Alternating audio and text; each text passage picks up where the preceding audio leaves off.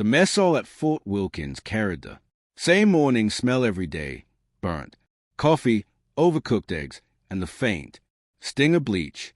At 0600 hours, it was alive with the scrape of trays, the hum of tired voices, and the clatter of utensils against metal plates.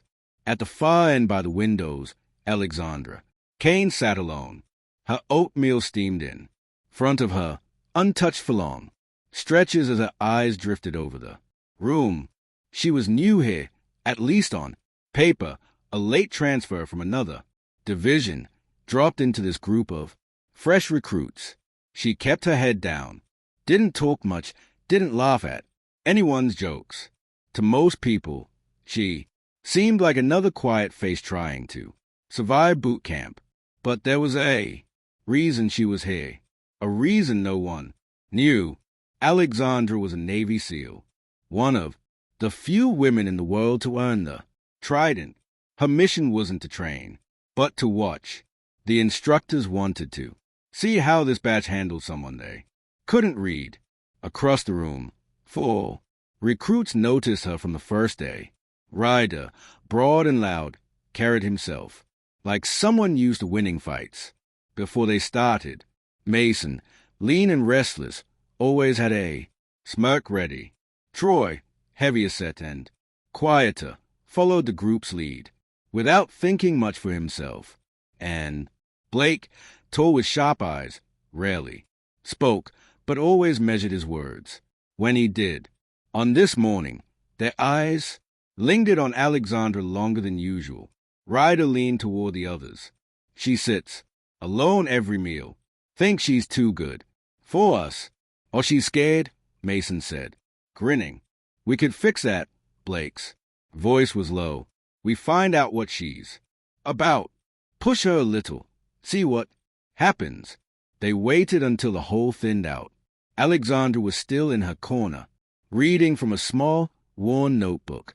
She didn't look up when their shadows fell.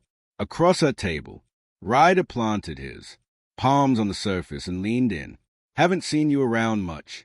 You antisocial or just think you're better than us?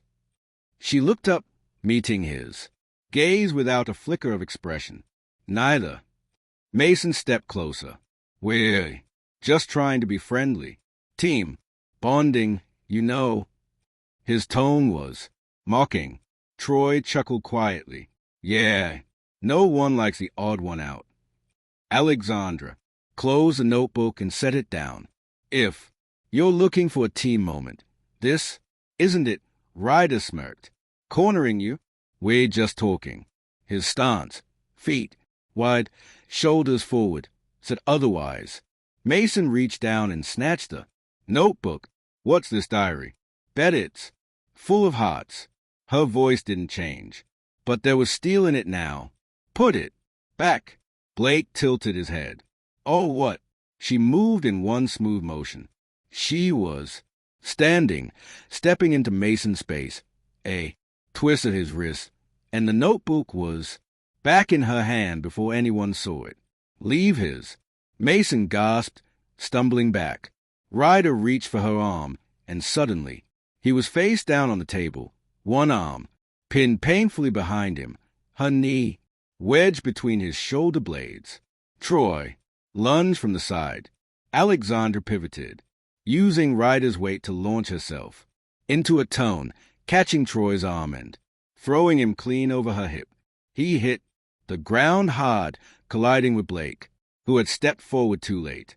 In seconds, they were both sprawled on the floor. 40 seconds. That's how long it took from the first word to the last. Body hitting the ground. Alexandra stepped back, calm, breathing evenly, notebook in hand. Ryder groaned. Mason rubbed his wrist. Troy and Blake scrambled to their knees. Around the room, the few remaining recruits had gone still, watching in silence.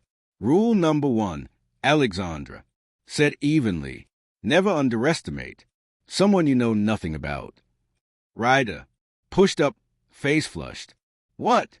What are you? She slipped the notebook into her pocket. Navy SEAL. The room went silent, eyes widened.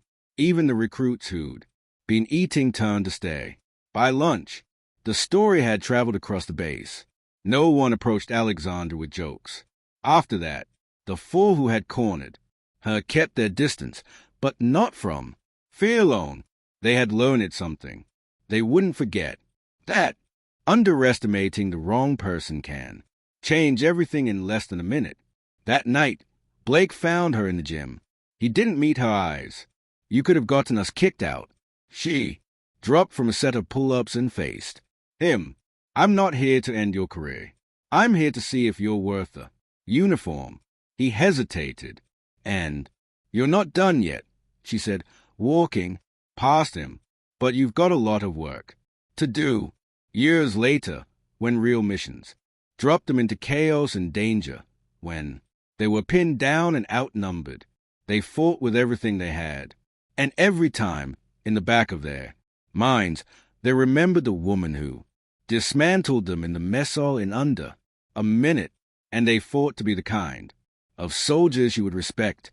If this story touched your heart, please like, comment, and subscribe for more stories like this.